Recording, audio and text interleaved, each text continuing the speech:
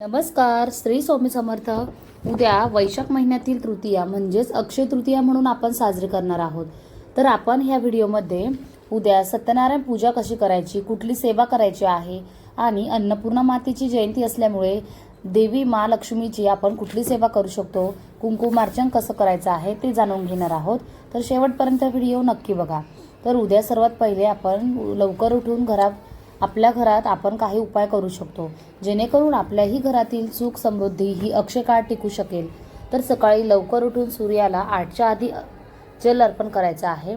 तर सूर्याचा मंत्र म्हणत आपण जल अर्पण करायचं आहे. नंतर दरवाजा स्वच्छ करून आपण दरवाजाला पाना फुलांचं तोरण लावायचं आहे आणि नंतर स्वास्तिक काढायचं आहे, पूजा करायची आहे. आणि फडची पुसताना आपण उद्या गोमूत्र, हळद, मीठ एकत्र करून आपण आपली फडची लादी पुसून घ्यायची आहे जेणेकरून नकारात्मकता दूर होते.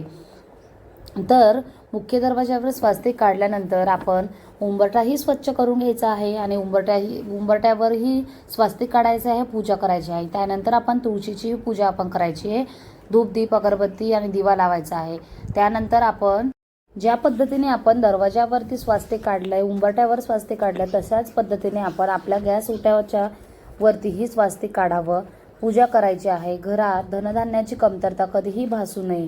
स्वयंपाक करण्याच्या आधी ही सर्व सेवा आपल्याला करायची आहे आणि पितरांचीही सेवा करायची आहे. तर त्याआधी देवाची पूजा करायची आहे. पंचामृताने देव स्वच्छ करून घ्यायचा आहे.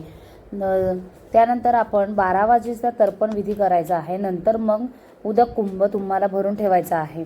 पितरांसाठी घास काढायचा आहे, कावळ्यालाही घास काढायचा आहे आणि गाईला सुद्धा आपल्याला ताट काढून ठेवायचं असतं. त्याच दिवशी या दिवशी भगवान विष्णू लक्ष्मीची सेवा ही अक्षय काळ घरात राहते आणि आपल्या आर्थिक अडचणी कमी होत असतात. त्यामुळे आपण उद्या सत्यनारायण पूजा आवर्जून करावी. आपण दर महिन्याच्या पौर्णिमेला सत्यनारायण पूजा करत असतो, पण उद्याचा योग हा 3.5 मुहूर्तांपैकी एक आहे. त्यामुळे उद्या अक्षय तृतीयेच्या दिवशी सत्यनारायण पूजा नक्की करा आणि आपल्याला भगवान विष्णूची ही अत्यंत उच्च कोटीची सेवा करायची आहे. तर उद्या अन्नपूर्णा मातेची जयंती असल्यामुळे आपण गॅससोबत आपल्या अन्नपूर्णा माता जर असेल तर तिच्यावरती कुंकुमार्चन करायचं आहे, देवीची सेवा करायची आहे. तर याचंही आपल्याला अक्षय काळ आपल्याला फळ मिळू शकेल. तर अशा पद्धतीने अक्षय तृतीयेच्या दिवशी आपण सत्यनारायण पूजा, लक्ष्मी मातेची सेवा आपण करणार आहोत. तर सर्वांना अक्षय तृतीयाच्या खूप खूप शुभेच्छा आणि येणाऱ्या दिवसात तुमच्या घरात सुख समृद्धी, ऐश्वर्य नांदो हीच भगवान श्री विष्णूंच्या चरणी प्रार्थना.